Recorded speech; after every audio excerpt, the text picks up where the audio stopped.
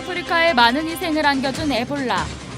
의료진의 도움이 절실한 라이베리아의 에볼라 생존자 릭 세크라 박사가 복귀했습니다. 자세한 소식 잠시 후에 전합니다. 힙합 가사로 전하는 솔직한 복음. 하나님과 함께 땀 흘리며 동행하는 서종현 선교사를 만나봅니다. 노동의 존엄과 인류에 대한 따뜻한 시선을 작품 속에 담아낸 밀레. 인간의 존엄성을 예술적 가치로 표현한 모더니즘의 세계를 소개합니다.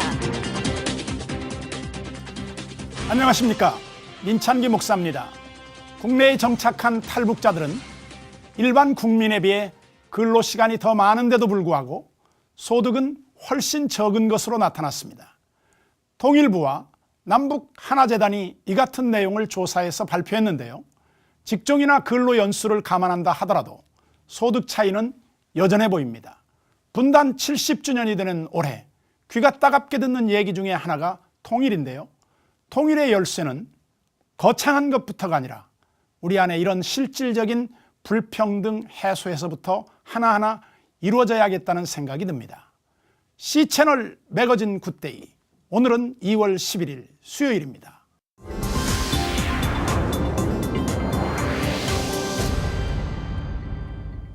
에볼라 바이러스 퇴치를 위한 전 세계적인 노력이 끊이지 않고 있는데요. 에볼라에 감염됐다가 완치된 유일한 생존자, 미국인 의사 릭 세크라 박사가 다시 라이베리아로 돌아갔다고 합니다. 하나님의 사랑을 전하기 위한 그의 헌신적인 선택, 지금부터 전해드리겠습니다. Just 4 months ago, Dr. Rick Sacra fought for his life in a Nebraska hospital. The veteran missionary contracted the deadly Ebola virus while volunteering in Liberia at the height of the outbreak. He and his wife Debbie remember what it felt like as the disease took over. I was just focusing on the Lord. I tell you, I hung on to the Lord's Prayer like a drowning man. I prayed that prayer many times every day and just wept through it most of the time. Debbie remembers sharing scripture via Skype and how they both clung to the Lord. You just learn to trust God more deeply. You just learn to trust that He's in control and that He's really good. Now, just a few months after recovering from Ebola, he's packing up and heading back. Dr. Sacra is perhaps specially equipped to return to Liberia. As an Ebola survivor, he is now considered immune to the deadly virus that he once battled. They've seen situations in which somebody who had Ebola and survived was then exposed again. And, they've never had a case where somebody got sick again. So I think the idea of immunity is pretty well established. Sacra's pastor, Tom Curtis, says watching the doctor battle Ebola this last year helped to grow the congregation's faith and united area churches through prayer. Members at Holden Chapel are excited that he's going back. It wouldn't make sense almost to us if he didn't, because he's not that kind of person. I mean, he's very brave, he's very humble, he's very giving. Sacra will work for a month at a hospital in Monrovia, the Liberian capital. He plans on other trips this year as well. The timing is strategic as West Africa desperately needs healthcare workers. For years, the region witnessed an exodus of medical professionals, eager for better pay and working conditions abroad.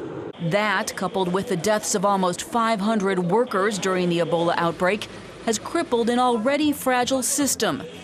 Sacra's vision is to return to Liberia full-time, training a new generation of doctors, equipped to practice and to share their faith. The Sacra stand amazed at the platform they received this year to share theirs. God has a way of doing that, of taking something bad and turning it into something good. Their hope now, 0 Ebola cases in Africa. A strong medical team meeting both physical and spiritual needs, and to help rebuild a region struggling to find its way after the loss of thousands. Heather Sells, CBN News. 이번에는 해외 선교 현장으로 가보는 순서인데요. 오늘은 러시아로 가봅니다. 안순철 선교사님 전화 연결돼 있습니다. 안녕하십니까? 네, 안녕하세요. 안수철 선교사입니다. 네, 반갑습니다. 선교사님. 최근 IS의 극악한 행동에 반대하는 목소리가 세계 곳곳에서 나오고 있는데요. 러시아에서도 이런 목소리가 나왔죠. 네, 주 유엔 러시아 대표부 비탈리 추르키는 테러범들에게 인질 석방의 대가로 몸값을 주거나 하는 행위 금지를 포함한 포괄적인 반테러 결의안을 러시아 발의로 유엔 안전보장이사회에 공식 제출했습니다. 네. 러시아 타스 통신에 의하면 지난 2월 6일 금요일에 제출된 결의안은 시리아와 이라크 영토 일부에 칼리프 국가 창설을 선언한 이슬람 순위파 원리주의 무장단체 이슬람 국가 IS의 자금줄을 차단하기 위한 것인데요. 공식적으로 곧 결의가 이루어질 것으로 내다보고 있습니다. 이 결의안은 이슬람 국가를 비롯한 테러 단체들의 자금의 원천을 봉쇄하는 것을 그 핵심 내용으로 하고 있는데 인질 몸값 지불, 생산된 원유와 그 파생 상품들의 밀거래, 시리아와 이라크의 역사적 유물과 골동품의 반출 및 밀수 금지 등의 구체적인 조치들이 포함되어 있습니다. 한편 이 결의안에 대하여 유엔 안보리 현 의장국인 중국의 류제이 유엔 주재대사는 러시아의 초안을 안보리 회의에서 논의할 것이며 매우 중요한 이슈라는 공감대가 형성되어 결의안 마련에 도달할 수 있을 것이라고 말했습니다. 서방 세계들이 IS에 대한 압박을 현실화하고 있는 것 같은 상황인데요. 현재의 상황이 매우 위험하다고 판단하고 있는 것 같습니다. 네, 이번에 반테러 결의안을 제출한 러시아는 이미 지난 2014년 3월에 IS에 의해 납치된 세르게이 고로브노프라는 자국민 기술자가 처형당하는 것을 지켜보았습니다. 그리고 2014년 12월 말 현재 IS에 억류된 외국인 인질 7명 가운데 2명이 러시아인으로 판명되었습니다. 그 결과 러시아는 이슬람 극단주의의 확장을 매우 위험한 것으로 판단하여 IS를 국제 테러 조직으로 선언하였습니다. 한편 2014년 8월 8일 미국은 IS에 대한 첫 번째 공습에 나섰고 이어서 나토는 9월 5일 웨일즈에 모여 지하디스트 이슬람 성전주의자들과의 전쟁을 선포하고 50개 나라 연합군을 형성하였으며 9월 23일 IS 거점 지역을 388회 폭격하였습니다. 그래요. 예. CNN에 따르면 IS는 원유를 암 시장에서 밀거래하여 매일 300만 달러의 자금을 마련한다고 합니다. 그리고 지난해 11월 유엔 전문가 패널은 시리아와 이라크 상당 지역을 점령한 IS가 한 해 거둬들인 인질 몸값이 3,500만에서 최대 4,500만 달러, 한국 돈으로 약 381억에서 489억 원에 달한다면서 몸값을 노리는 납치가 증가하는 추세라고 주장했습니다. 이런 돈이 다시 테러에 악용되는 악순환이 지속되는 것을 보면서 전 세계적으로 테러와 폭력을 일삼는 IS에 브레이크를 걸 수 있는 규제를 만드는 것이 유엔 상임 이사국들의 책임이라는 공감이 이번 러시아 결의안 제출의 배경이 될 수 있을 것입니다. 그렇군요. IS 가담자가 현재 중국이나 일본, 우리나라에도 예외가 아니고 전 세계적으로 나타나고 있는데 러시아 상황은 어떻습니까? 지하드라는 명목으로 IS에 참여하는 외국 사람들이 현재 약 11,000명에 이르고 있다고 보고 있는데요. 튀니지와 사우디아라비아, 모로코 출신이 각각 3,000명, 2,500명, 1,500명으로 많은 수를 차지합니다. 그리고 그 뒤를 이어 네 번째로 러시아 국적의 사람들이 800명가량이라는 놀라운 보고를 합니다. 러시아의 경우 2006년 3월 6일 테러 방지법이 통과된 후 작년 12월 29일에는 IS가 21번째로 러시아 정부가 갖고 있는 테러 조직 명단에 그 이름을 올렸습니다.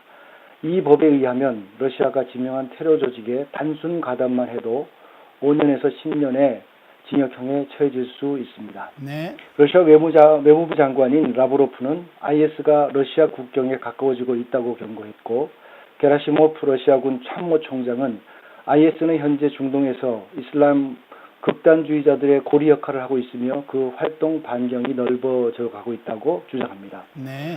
러시아는 정교회, 불교, 유대교 그리고 이슬람을 러시아 영토 내에서 역사적으로 전통이 있는 종교로 인정하고 있으며 그 가운데 전체 인구 1억 4,600만의 약 6.5% 940만 명이 이슬람 교도입니다. 이러한 다종교 사회인 러시아는 지하드를 주장하는 이슬람 세력뿐만 아니라 종교적 극단주의를 가장 경계하고 있습니다.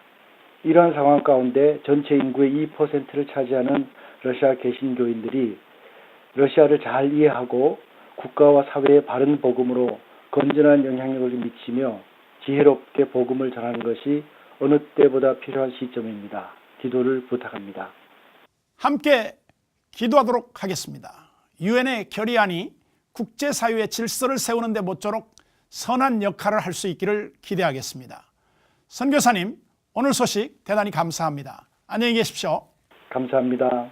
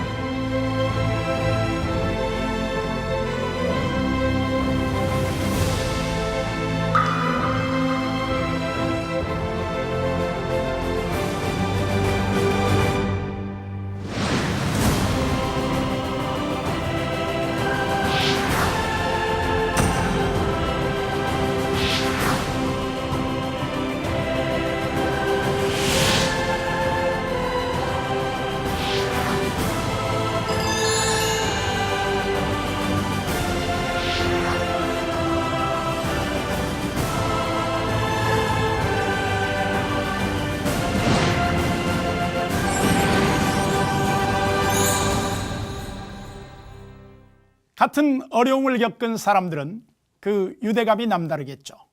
본의 아니게 청년 시절에 좋지 않은 경험을 했던 학생들을 하나님께로 인도하는 힙합 전도사가 있습니다.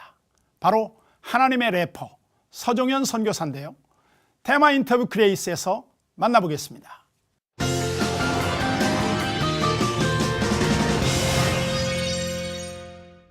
예수 사역에서 보여주는 거룩은 단순히 깨끗한 것을 추구하거나 금주 구면을 약속하는 것이 절대로 아니었습니다. 예수가 보여준 거룩은 세상 땅에 침투해서 기필코 복음을 전하는 것이었습니다. 혹여 오물을 뒤집어 쓰게 될지라도 말입니다. 그런데 우리의 모습은 그렇지가 않습니다. 전곡을 찌르는 힙합 가사, 그 무엇도 가미하지 않은 복음의 날 것 같은 솔직함이 강력한 메시지가 되어 다가옵니다. 안녕하세요. 예, 저는 힙합 음악 가지고 소년 선교하고 있는 서종현이라고 합니다.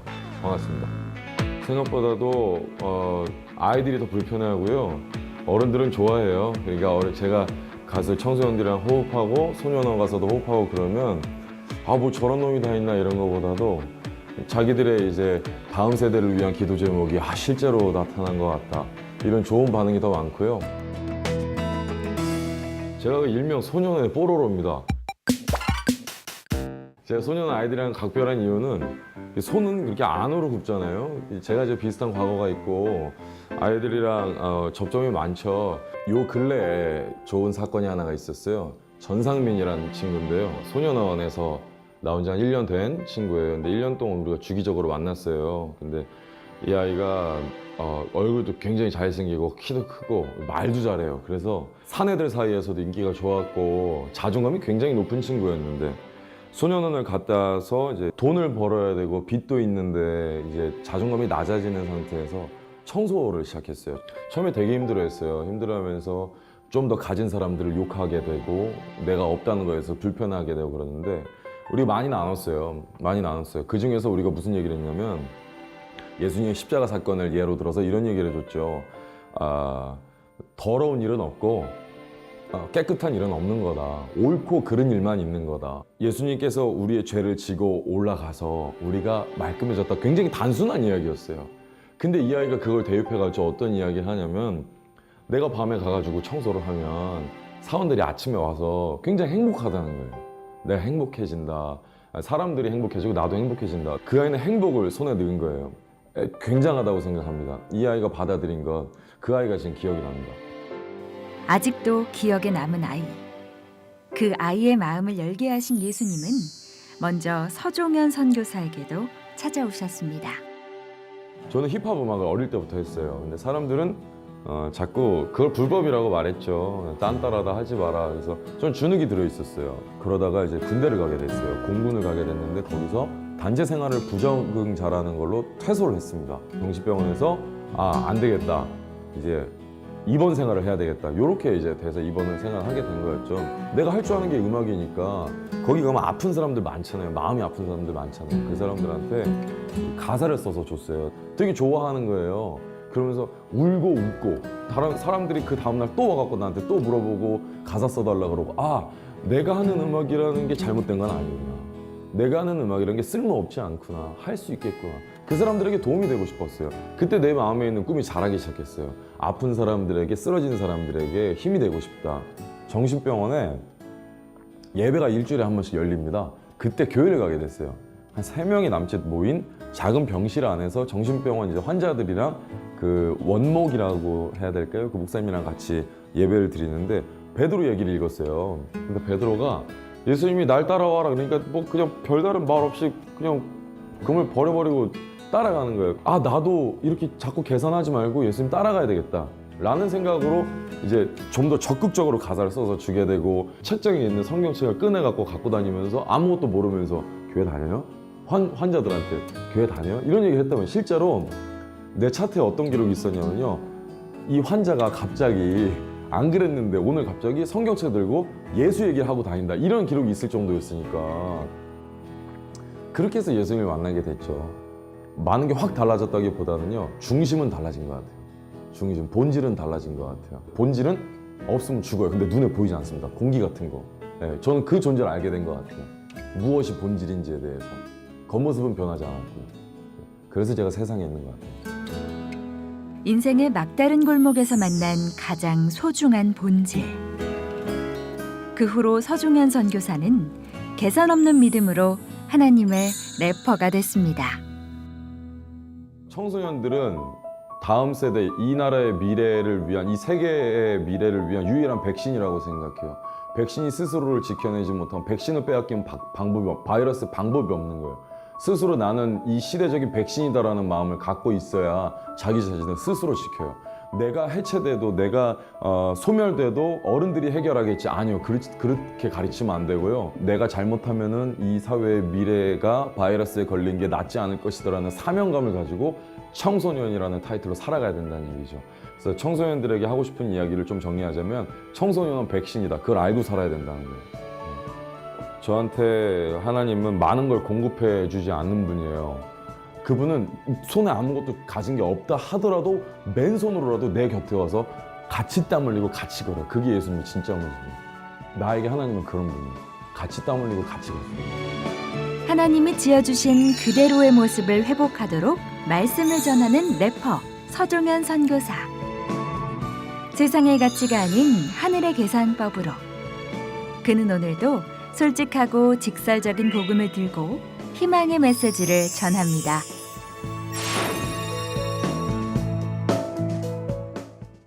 거칠어 보이지만 그 중심에 있는 뜨거운 마음이 느껴졌는데요. 서종현 선교사님을 통해서 수많은 청년들이 예수님께 돌아올 수 있기를 기대합니다. 자, 이번에는 교계 뉴스 시간인데요. 지난해 성북구의 동성애 청소년 지원센터 건립 계획에 대해 지역 교계와 일부 시민들이 동성애를 조장하는 정책이라며 반발해 무산된 바 있는데요. 성북구의 계속된 동성애 정책들의 지역교회들은 연합의 의지를 다졌습니다. 최근에는 지역교회들이 함께 모여 성북구의 동성애 관련 정책을 반대하는 긴급 기도회를 개최했습니다. 보도에 최은원 기자입니다. 지난 6일 성북구 내 지역교회들은 동성애를 반대하는 긴급 연합기도회를 열었습니다. 기도회에는 성북교구협의회와 성북교경협의회, 종암교경협의회 등 지역교회 연합회 관계자와 성도 500여 명이 참석했습니다. 지역교회들은 성북구와 서울시의 잇따른 친동성애 정책에 강경히 대응하겠다면서도 동성애 치유를 위한 활동에는 정부와 연계해 적극적으로 나서겠다고 밝혔습니다. 원래 그래서 저희는 이제 성북구청과 동성애 치유 쪽의 프로그램을 운영하면 저희가 여기서 교회가 전교회가 적극적으로 참여하고 지원하겠다 이런 제안을 했습니다. 그런데 거기서 이제 인권 문제 차원에서 보면서 이것을 거부했고. 동성애 반대 방송인 KHTV 보도국장 김광규 목사는 인권이란 이름으로 포장된 동성애 정책이 사회 혼란을 부추기고 있다며 우려를 표했습니다. 한편 서울시 주민참여 예산 사업으로 선정됐던 청소년 무지개와 함께 지원센터는 지난 12월 말 집행을 앞두고 예산이 본래 목적으로 사용되지 않았다는 이유로 거부됐습니다. 지원센터는 청소년 성소수자의 심리상담과 성정체성 인식조사 등을 담당할 계획이었지만 일부 주민과 지역교계는 지원센터가 동성애를 옹호하고 조장하는 데 이용될 소지가 크다며 크게 반발했습니다. 이에 앞서 성북구는 성소수자 차별을 금지하는 주민인권 헌장을 추진한 바 있으며 논란이 커지자 취소했습니다. C채널 뉴스 최연원입니다. 이어서 그 밖의 소식 유성훈 기자가 전해드립니다. 대한예수교장로회 통합총회 남북한 선교통일위원회가 지난 5일부터 6일까지 연동교회 강화수양관에서 통일한국의 비전과 세계선교 사명을 주제로 워크숍을 개최했습니다. 청년들을 대상으로 열린 워크숍에서는 한반도의 화해와 평화, 통일한국과 세계선교에 대한 강의를 비롯해 탈북민 간증과 강화도 분단 접경 지역 탐방, 평화 전망대 관람 등의 프로그램이 진행됐습니다. 예장 통합은 청년들이 하나 되는 한반도를 꿈꾸고 북한 선교와 세계 선교의 사명을 갖도록 워크숍을 마련했다고 밝혔습니다. 한반도 현실에 대해서 청년들이 인식을 하고 각자 한반도 화해와 평화를 위한 일꾼으로 어떤 분야에서 일할 수 있을까라는 것을 이제 고민하고 실제로 그 일을 모색해보는 그런 시간을 이제 만들고자 이 프로그램을 만들었습니다. 마포3열 선교사의 셋째 아들이자 한국신학교육자였던 프린스턴 신학교 은퇴 교수 마삼랑 목사가 한국 시간으로 10일 새벽 별세했습니다. 마삼랑 목사는 1960년부터 20여 년간 장로회 신학대학교 교수와 대학원장을 역임하는 등 한국 신학교육 선교사로 알려진 인물입니다.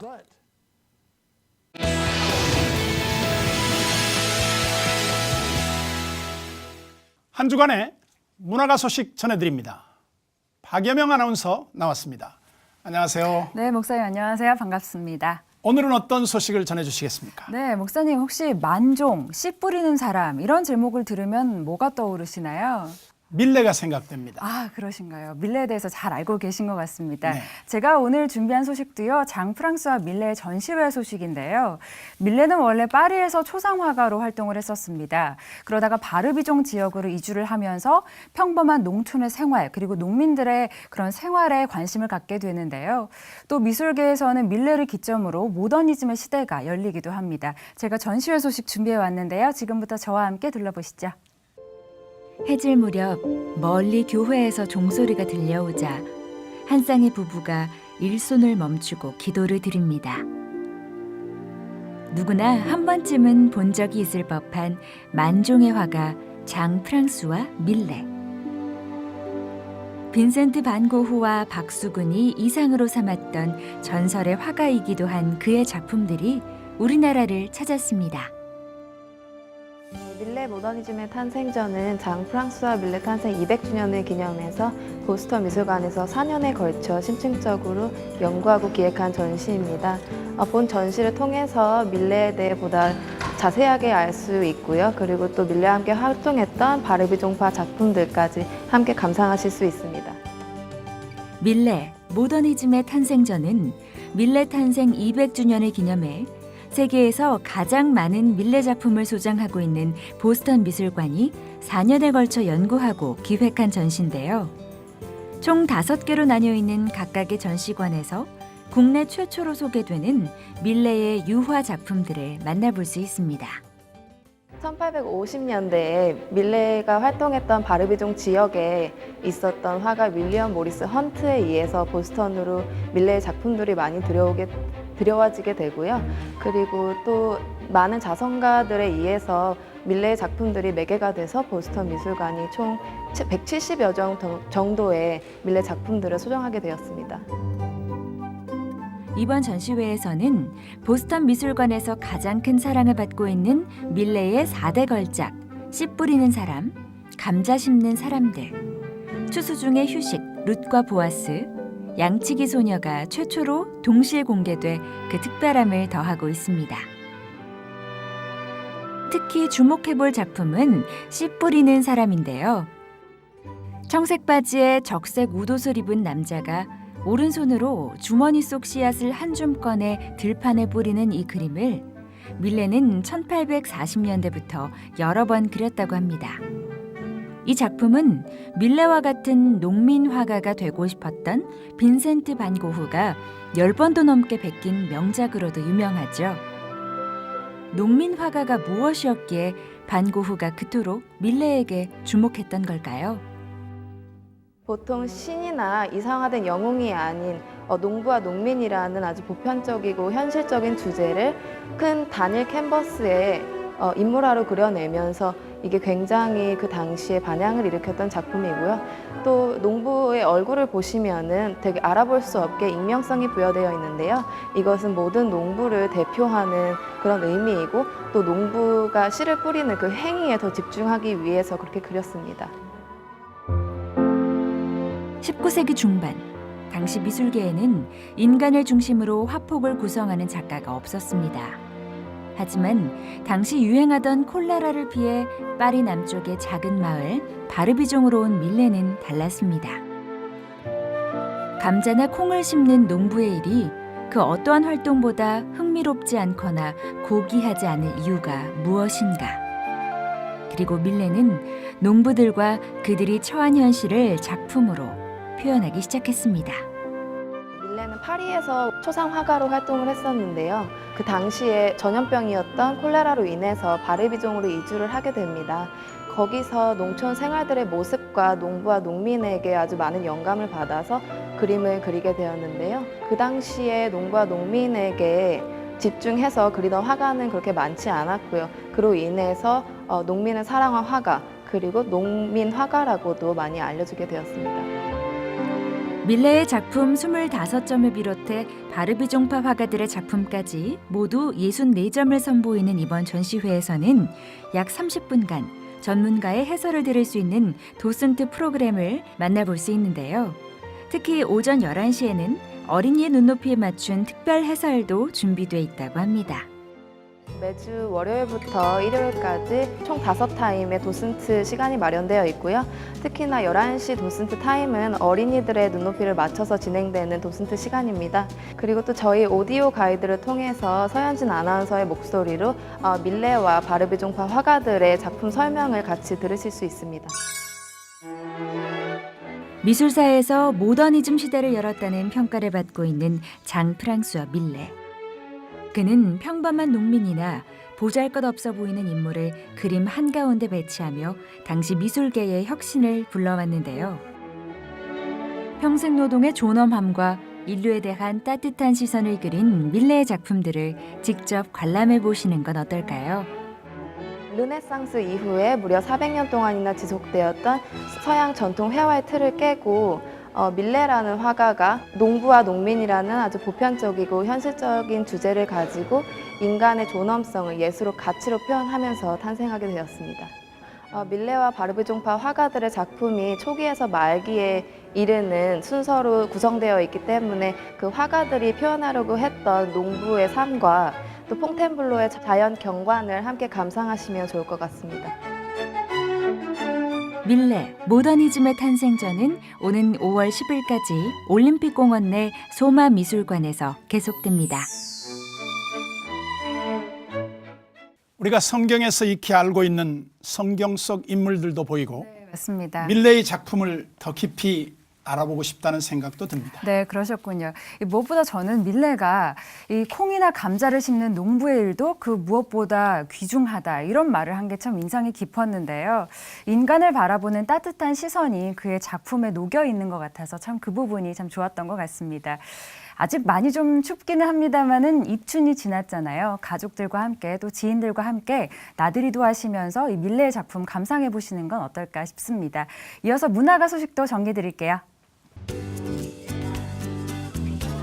극단 기꺼이의 사람은 무엇으로 사는가가 오는 22일까지 대학로 문화공간 엘리몰에서 펼쳐집니다. 톨스토이 원작의 이번 작품은 신의 벌을 받아 벌거벗겨진 채 지상에 내려진 천사 미하일의 이야기를 담고 있는데요. 어느 부부의 도움으로 인간과 함께 생활하며 신의 질문에 대한 답을 하나하나 찾아갑니다. 불안하고 각박한 이 시대, 톨스토이가 전하는 위로의 메시지, 사람은 무엇으로 사는가? 온 가족이 함께 관람해보는 것은 어떨까요?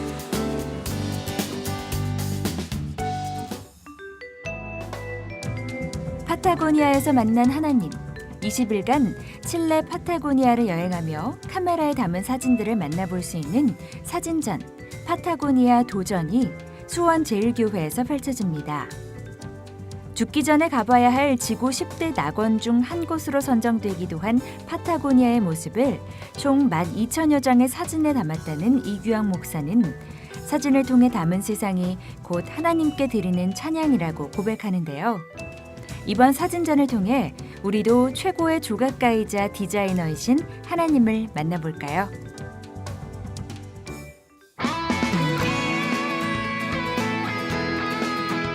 신학생들은 교회에서만 사역하는 것이 아니다.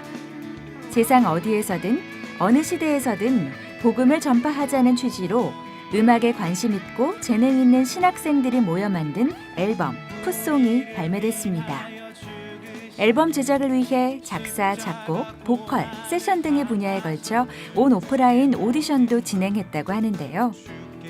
새로운 시대와 소통하며 하나님 나라를 만들어가기 위한 신학생들의 도전. 하나님을 뜨겁게 노래하는 이들의 마음과 소리가 오래도록 가슴속 깊이 울려 퍼질 것입니다.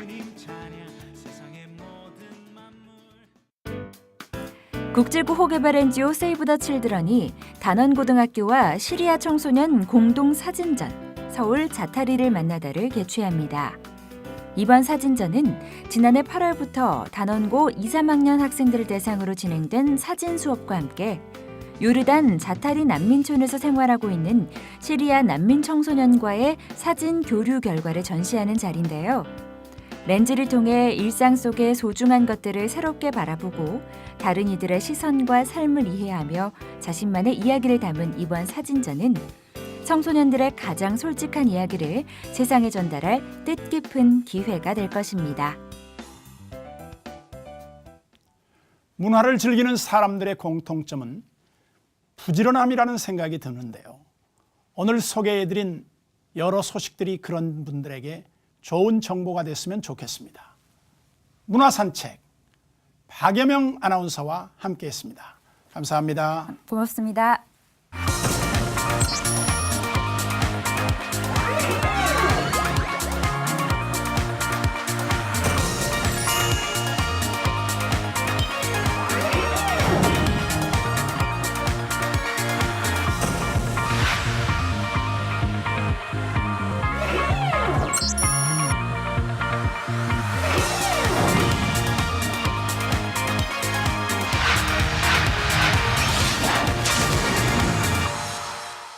C채널 매거진 굿데이는 누구나 참여하실 수 있습니다.